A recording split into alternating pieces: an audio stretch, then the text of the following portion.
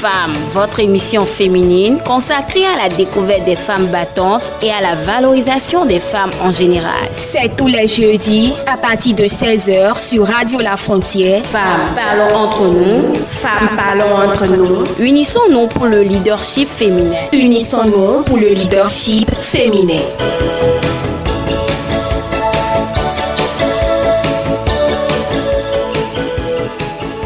Diana Tekbo est notre invitée de ce numéro. Elle est journaliste et cofondatrice de DBTV Bénin.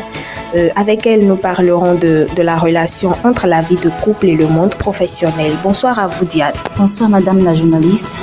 Avant de commencer avec notre thème de ce jour, nous allons juste parler un peu de vous. Nos auditeurs veulent savoir vraiment qui est Diana Tekbo.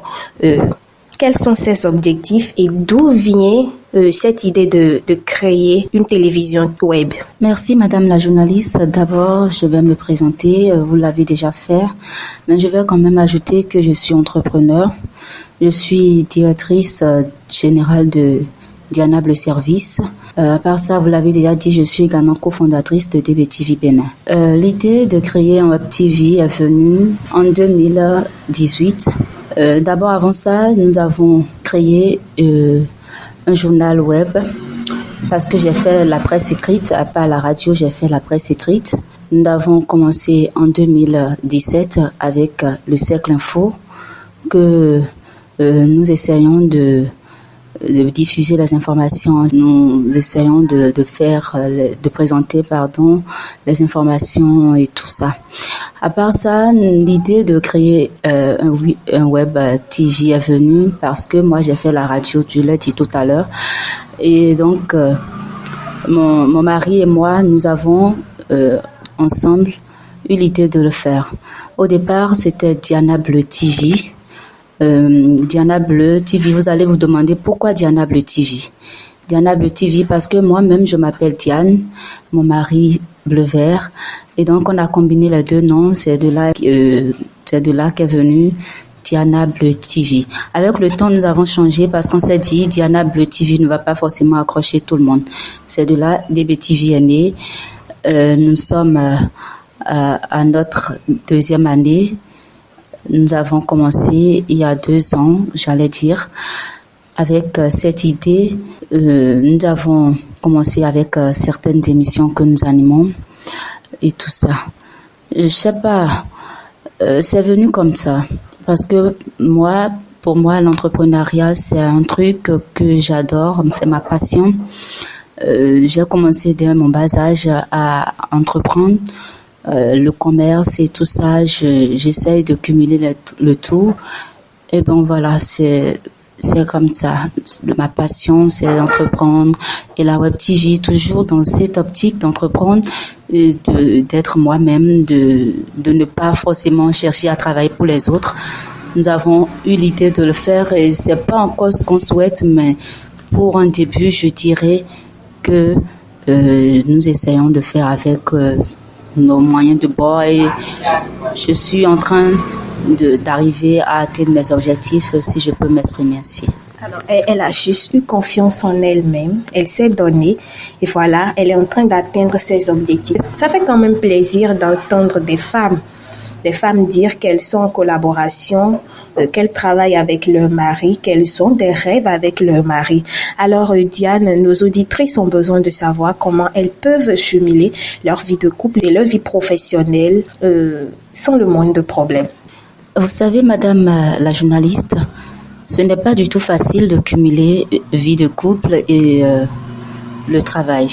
C'est un peu complexe, surtout quand on est femme. Parce qu'il y a des charges qui s'incombent à la femme. Par exemple, s'occuper des enfants, faire les travaux domestiques et tout ça. Donc, moi, si je suis arrivée à le faire, c'est parce que j'ai eu le soutien de mon mari. Il me soutient en tout et tout ce que je pense, je lui en parle et ensemble, on essaie quand même de débattre, de voir un peu les contours, qu'est-ce qui sera négligeable et tout ça. On essaie quand même de faire le bon choix et ensemble on décide de tout ce qu'on doit faire. Je disais tantôt que ce n'est pas difficile, ce n'est pas facile, de cumuler les deux. Quand vous voyez des femmes qui sont en train de travailler et en même temps ont une vie de couple, vous verrez qu'il y a quand même un vide. Soit les enfants sont négligés, soit le mari se plaint de ce que sa femme n'est régulière à la maison et tout ça, la belle famille qui s'immisce dans leurs relations et tout ça. Et ça, c'est encore le gros problème qu'on rencontre aujourd'hui. Oui, c'est le gros problème. Et je le dis toujours, quand vous voulez faire quelque chose et que votre mari vous soutient, que la belle famille s'immisce ou pas, vous allez vous en sortir. C'est le gros problème. Il faudrait d'abord que votre mari vous soutienne et ait confiance en vous. C'est ça le plus important. Alors, comment la femme, elle peut gérer au cas où elle n'est pas soutenue par le mari? Est-ce qu'elle va s'entêter pour le faire ou carrément elle va laisser? C'est en cela, vous voyez des femmes qui commencent à travailler et du jour au lendemain, elles abandonnent. Ou carrément, elles sont obligées d'abandonner leur mari.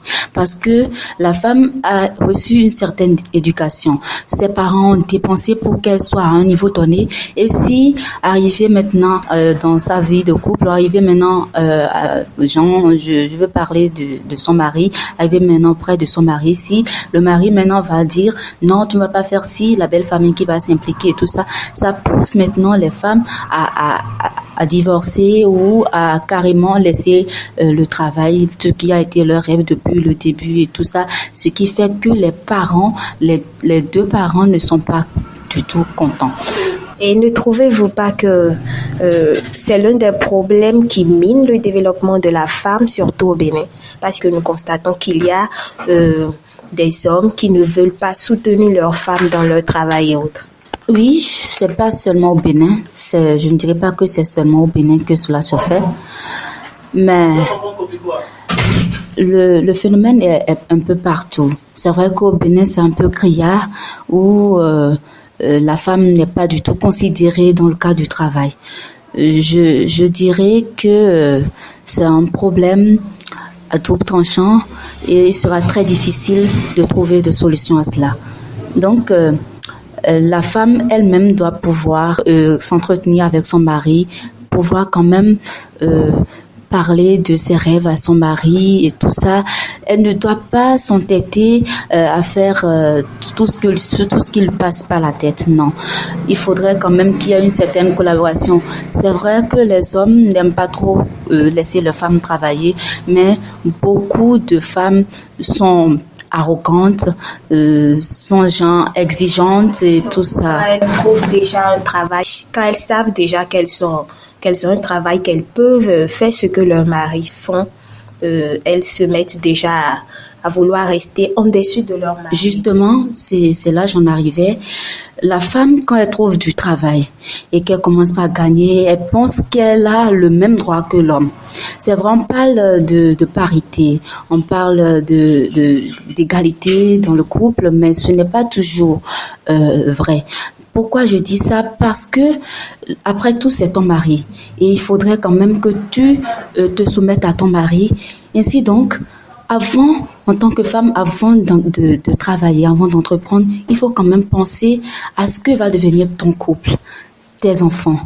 Il faudrait pas travailler pour travailler. Je vois des femmes qui vont au boulot de 6 heures du matin et viennent à la maison à 22 heures. Est-ce que ces femmes pensent à l'avenir de leurs enfants? Est-ce qu'elles pensent à l'avenir de leur mari? De ce que va devenir ce couple? Vous allez voir, ce couple est en voie de destruction. C'est ce que j'en pense. C'est pas que je ne motive pas les femmes à travailler. Certes, elles vont travailler, mais ça dépend du travail que la femme doit faire. Et surtout, comme on le dit au Bénin, quand vous êtes une femme et vous voulez être considérée, c'est que vous devez avoir un mari. C'est ça. Alors, Diane, qu'est-ce que vous avez à dire à l'endroit des hommes qui ne veulent pas laisser leurs femmes travailler? Je vais leur dire tout simplement d'avoir confiance en leur femme. C'est très important. Si vous n'avez pas confiance en votre femme, que vous acceptez qu'elle aille travailler, c'est comme si vous êtes imposé un truc. Il faut avoir confiance en vos femmes. La femme aujourd'hui a des potentiels. Elle peut faire tout ce que l'homme peut faire. Et donc, ayez tout simplement confiance en votre femme. Ne craignez pas, c'est vrai qu'il y a des femmes qui sont entre griffes infidèles, mais tout le lot n'est pas pareil. Ce n'est pas toutes les femmes qui le font. Il y a des femmes qui sont très sérieuses et quand elles veulent quelque chose, elles se donnent les moyens pour le faire et tout ça. Donc, ayez confiance en vos femmes et discutez avec vos maris. Je parle aux femmes, discutez avec vos maris du travail qui est convenable pour vous. Quand on parle d'infidélité dans le rang des femmes, ne trouvez-vous pas que les femmes et les hommes du moins sont souvent raison de ne pas vouloir avoir confiance en leurs femmes parce que on dit souvent que déjà qu'une femme est déjà infidèle, c'est considéré comme toutes les femmes sont déjà infidèles. Ne trouvez-vous pas que les hommes ont souvent raison de ne pas avoir confiance en leurs femmes? Oui, je leur trouve raison. Si j'étais homme, je ferais pareil. Je ferais pareil, mais je vais quand même essayer de voir un peu comment évoluent les choses actuellement. Le monde actuel n'est pas comme le monde d'auparavant. Et je dis toujours à mon mari, 1 plus 1 égale 2. Oui. Si tu apportes 1 et que j'apporte 1, ça fera 2 et ça pourra quand même... permettre d'évoluer. Voilà, c'est ça. Alors, pourtant, il existe quand même des hommes qui veulent avoir des femmes qui travaillent. Hein. Oui. Il existe des hommes qui veulent que leurs femmes soient de grandes dames, soient bien présentables, surtout en public. Plein dans le lot, qui sont gens qui peuvent tout donner pour que leur femme soit à un poste important, genre pour que leur femme soit à un niveau enviable, quoi. Alors, il existe des femmes aussi qui sont dans le cas et qui ne veulent pas juste travailler parce que leurs maris ont refusé. Elles ne veulent pas travailler parce qu'elles veulent juste rester sous le toit de leur mari. Elles ne veulent pas travailler parce qu'elles ne veulent pas perdre leur mari. Alors, qu'est-ce que vous avez à dire à l'endroit de ces femmes-là? À l'endroit de ces femmes, je ne leur impose pas de travailler, mais qu'elles cherchent quand même à faire quelque chose. Il n'y a pas que le travail qui travaille pour une autre personne qui est le plus adéquat, mais il faut quand même qu'elles essaient de commercialiser quelque chose. Par exemple, vous voyez des bonnes dames qui vendent et tout ça, elles gagnent beaucoup. Mais non, si vous ne faites rien, vous ne travaillez pas pour quelqu'un, cherchez quand même à entreprendre. C'est en cela j'incite beaucoup plus les gens à entreprendre. C'est même l'idéal. Travailler pour quelqu'un, c'est comme de l'esclavage. Donc, que ces femmes, même si elles ne travaillent pas pour autrui, qu'elles ne travaillent pas pour l'État, qu'elles essayent d'entreprendre afin de subvenir aux besoins de leur famille, afin d'aider leur mari à évoluer. Alors, nous tendons vers la fin de cette émission. Mais avant de prendre congé de vous, Diane, nous allons vous demander votre mot de la fin. Mon mot de la fin, c'est travaillez, chères femmes. Imposez-vous. Donnez-vous de la valeur. Parce que si vous ne le faites pas, personne ne vous prendra au sérieux. Travaillez. Seul le travail libère son homme. Alors, chères femmes, vous devez travailler pour réussir dans la vie. Devant ce micro, je suis Adonis Roland. Merci à vous et à jeudi prochain.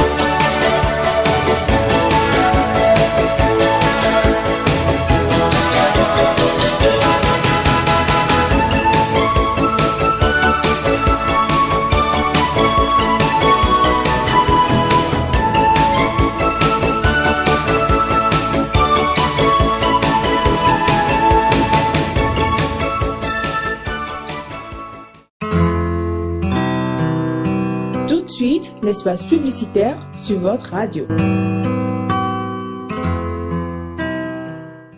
Appel à candidature. Du 10 février au 15 mars 2020, toutes les albinos désireuses de participer au concours Miss Albinos 2020 sont invitées à déposer leur dossier auprès du comité d'organisation. Conditions: être albinos, être de bonne moralité et âgé de 18 ans au moins, avoir une taille de 1,65 m au moins, pièce à fournir, un certificat de nationalité, une pièce d'identité validée, une photo complète, une fiche d'inscription à retirer auprès du comité. Lot à gagner: moto, ordinateur, smartphone, écran plasma, bon d'achat et plein d'autres surprises. Communiqué radio. Appel à candidature pour le concours étudiante leader. À l'occasion de la Journée internationale de la femme, le journal Le Héros crée l'événement et célèbre la femme universitaire en décrétant la Journée universitaire de la femme JUF. Dans sa dynamique de promouvoir les initiatives de projets innovants portés par les étudiantes, le comité d'organisation organise le concours étudiante leader et lance un appel à toutes les étudiantes de toutes les facultés et écoles de toutes les universités du Bénin. Ce concours a pour objectif d'encourager l'innovation, de valoriser les porteuses de projets, de promouvoir l'intelligentsia de la jeune femme. Les lauréates, à l'issue du concours, recevront plusieurs lots et vont bénéficier d'un grand réseau relationnel pour une insertion professionnelle. Les candidatures sont ouvertes du lundi 10